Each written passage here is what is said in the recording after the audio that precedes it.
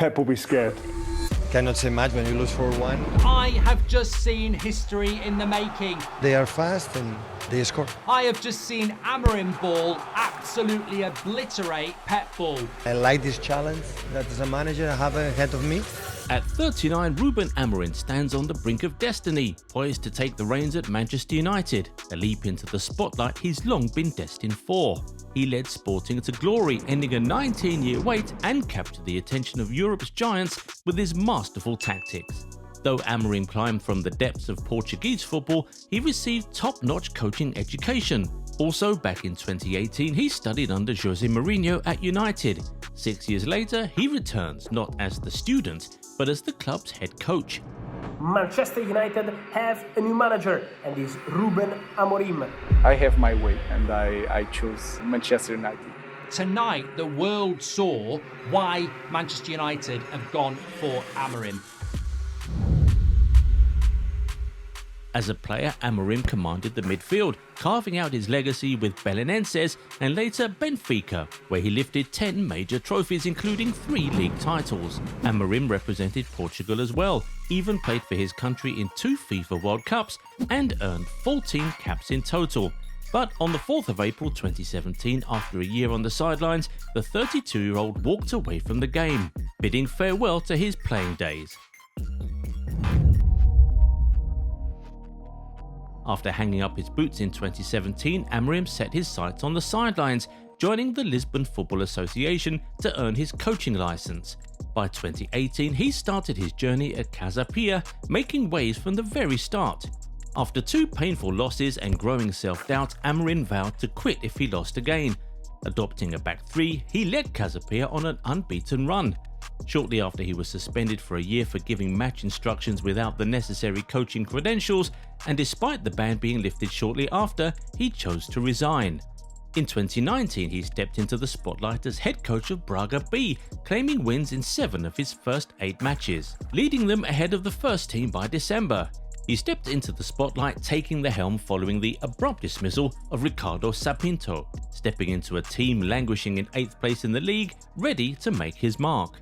In his first match on January 4th, he orchestrated a 7-1 win over B-Sad.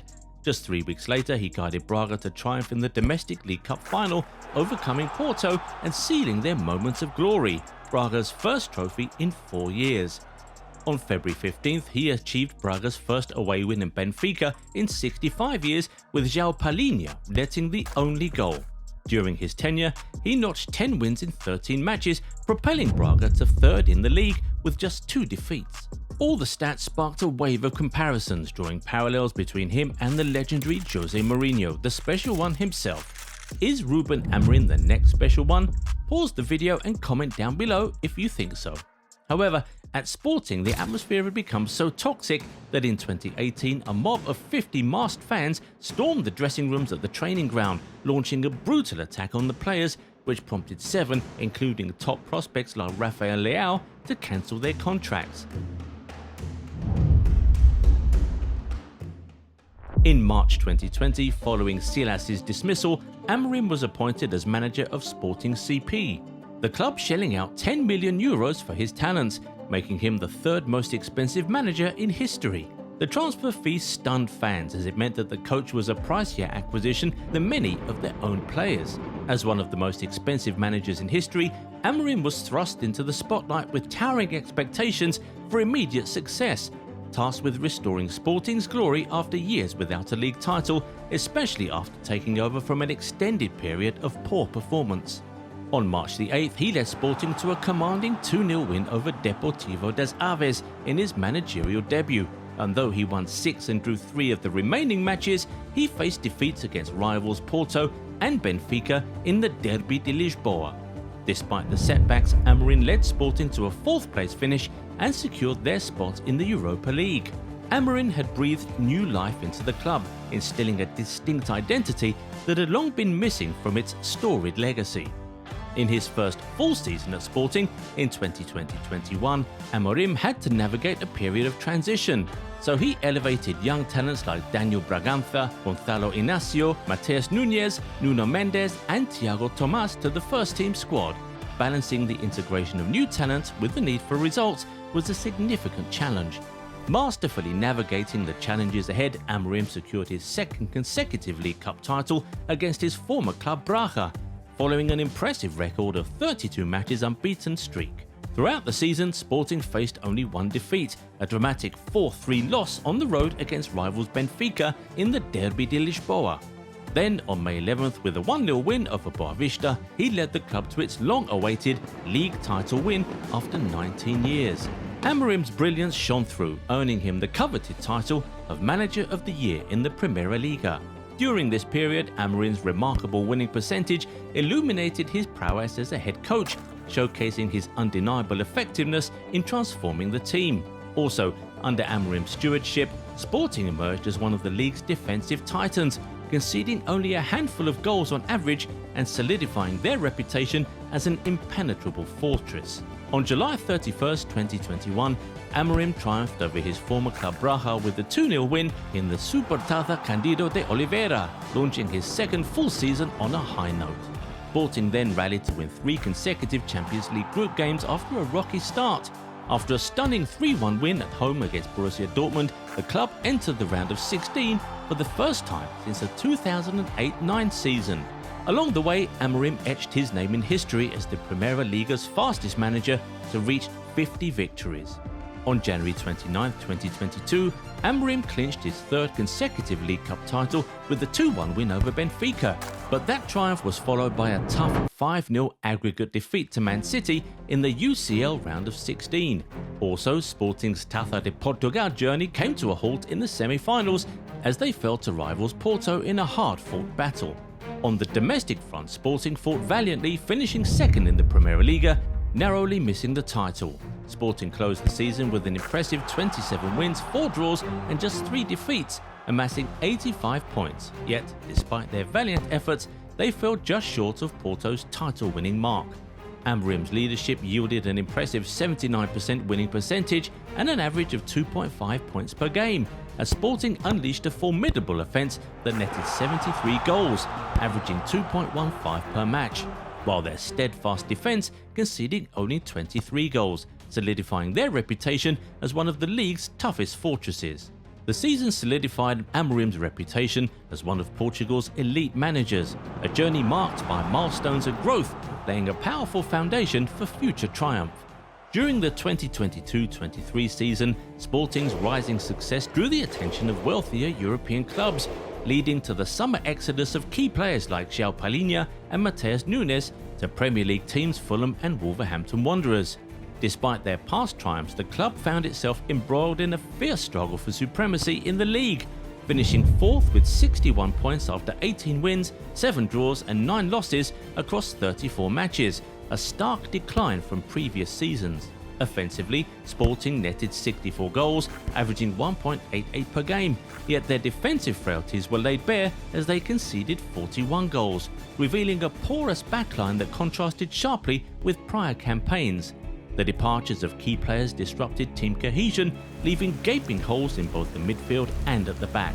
Despite navigating a challenging league campaign, Amorim propelled Sporting to their 4th consecutive League Cup final, where they faced Porto and suffered a 2-0 defeat. The winter transfer window brought further upheaval as Pedro Porro departed for Tottenham Hotspur on deadline day, marking a tumultuous chapter in Sporting's journey. The challenges they faced ultimately stifled their success, igniting a pressing need for strategic adjustments as they prepared for the upcoming season. The 2023-24 season has unfolded as a transformative journey for Sporting CP, marked by a commitment to rebuilding and adaptation, culminating in the club shattering its transfer record with the ambitious signing of Coventry City striker Victor Gyökeres for a staggering €20 million. Victor Gyökeres has emerged as a game-changer for Sporting CP, infusing the squad with newfound depth in their attacking arsenal. Gyökeres etched his name into the fabric of the team's offence, directly contributing to 37 goals and 12 assists across all competitions, showcasing his profound impact on Sporting's attacking prowess. Amorim led Sporting to their largest Primeira Liga victory since 2018 with an 8-0 thrashing of Casa Pia, their second such win of the season after a similar score against Fluminense in the Taça de Portugal.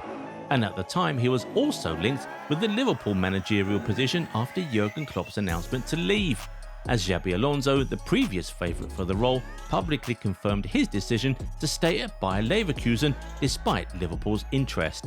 He then negotiated with West Ham United regarding their vacant manager role. However, he turned them down and publicly apologised for the trip to London, calling it a mistake ahead of a crucial match against Porto. After Benfica's loss to Famalicão on May the 5th, Sporting mathematically won their second Premier League title under Amorim and their 20th overall. But in the Taça de Portugal final on May 26th, Sporting suffered a 2-1 defeat to Porto after extra time. Overall, Ruben Amorim's 2023-24 season at Sporting embodies a phase of another evolution, where he strives to balance immediate competitiveness with long-term growth, with his tactical adaptability, integration of new signings, and nurturing of young talent proving crucial.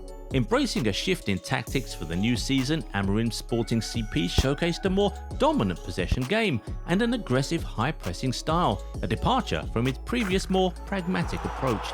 However, in a dramatic first match on August the 3rd, they suffered a heartbreaking 4-3 defeat to rivals Porto after leading by 3 goals.